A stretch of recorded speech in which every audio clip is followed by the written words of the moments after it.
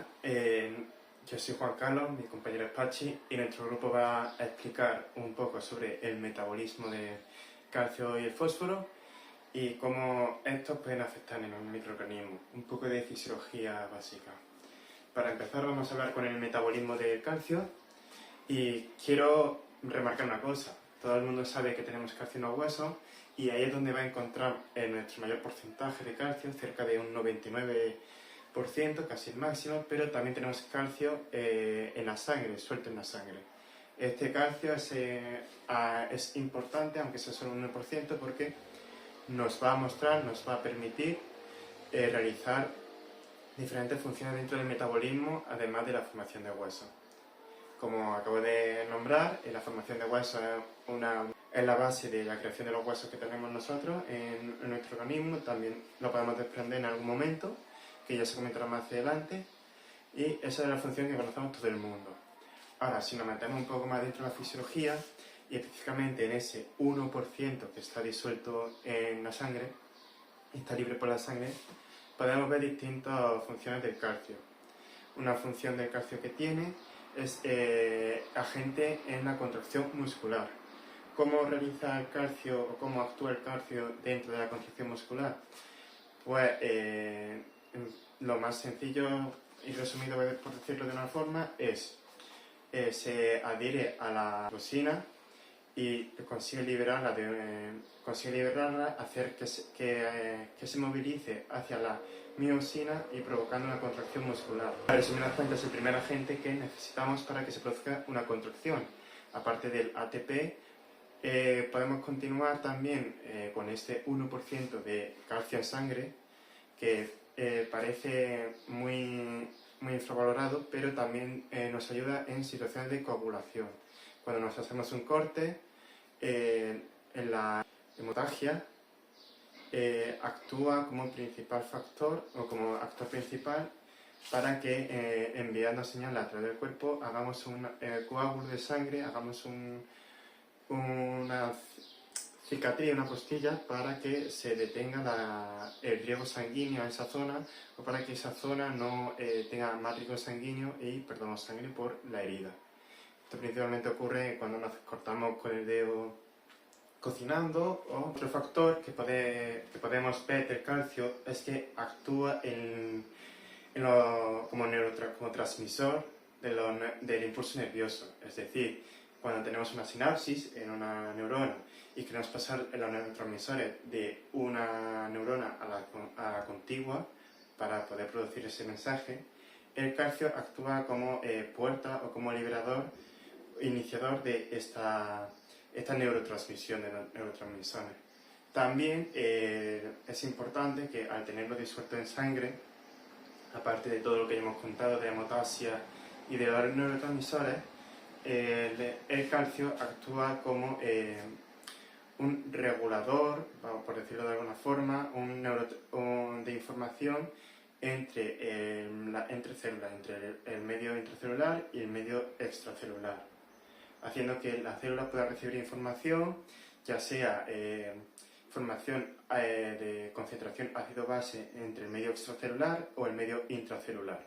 Como punto final, para recomendar o para hacer una guía de cuánto calcio en sangre debemos tener, más o menos se estipula que está entre un 8,5 a un 10,2 miligramos por decilitro de sangre. Estos serían los valores más normales. Ya si nos salimos de aquí podemos ya tener alguna enfermedad, algún problema en el metabolismo que se explicará más adelante, o se explicará cómo se puede regular estos niveles para que comprendamos cómo nos puede afectar. A continuación hemos comentado el metabolismo del calcio, cómo actúa el calcio dentro de nuestro cuerpo, y ahora vamos a ir con el metabolismo del fosfato. El fosfato tiene dos principales funciones, o lo podemos encontrar de dos formas diferentes.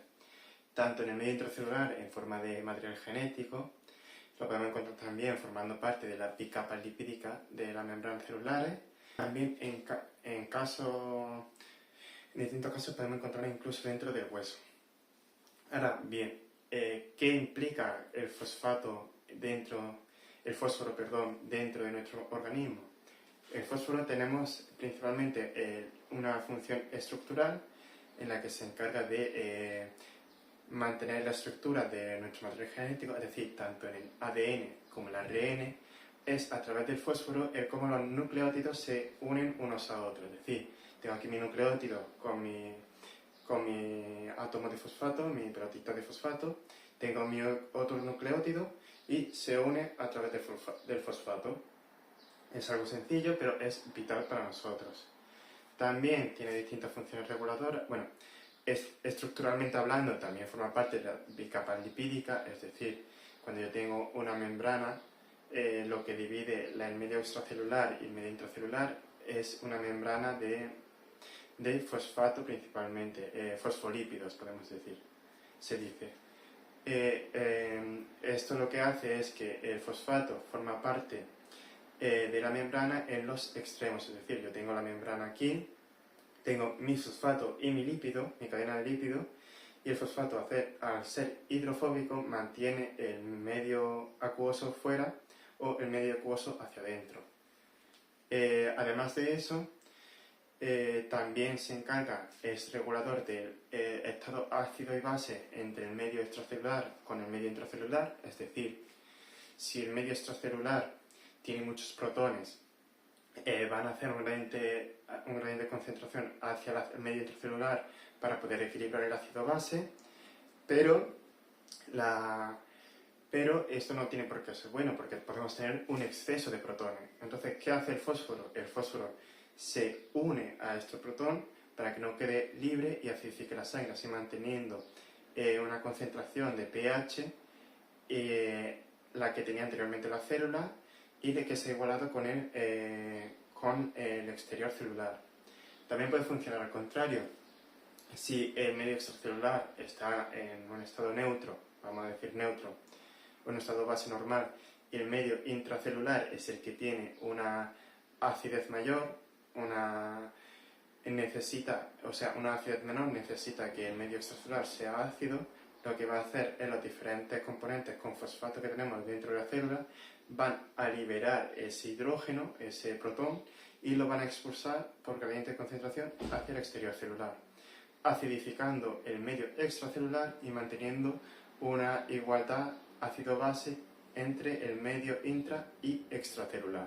Vale, nuestra última función es una meramente energética.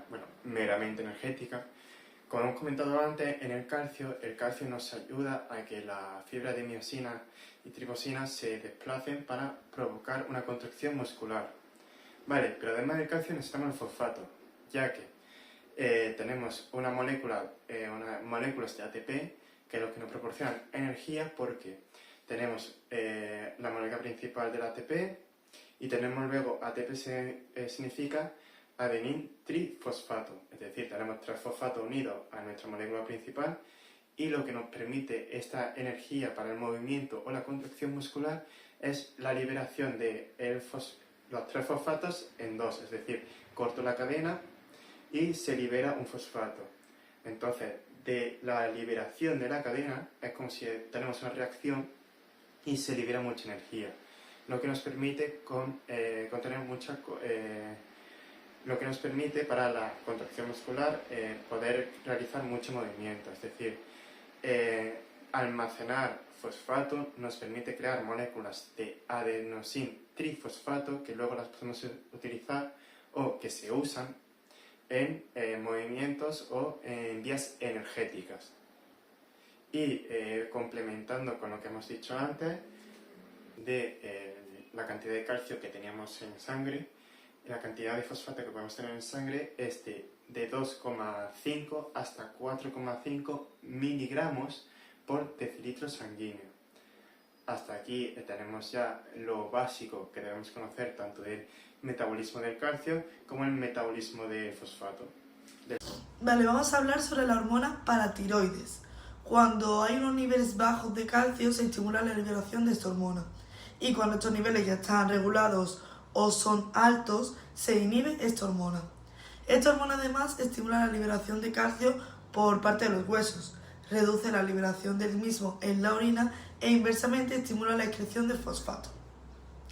Como efecto secundario, aumenta la absorción del calcio de los alimentos mediante la activación de la vitamina D.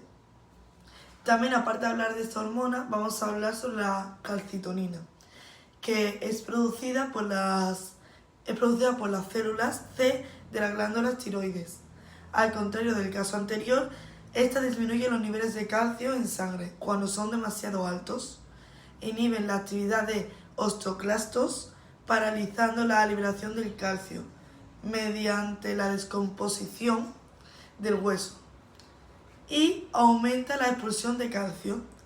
Los niveles altos de calcio estimulan la liberación de calcitonina y los niveles bajos la inhiben, al contrario que la otra hormona que hemos hablado anteriormente.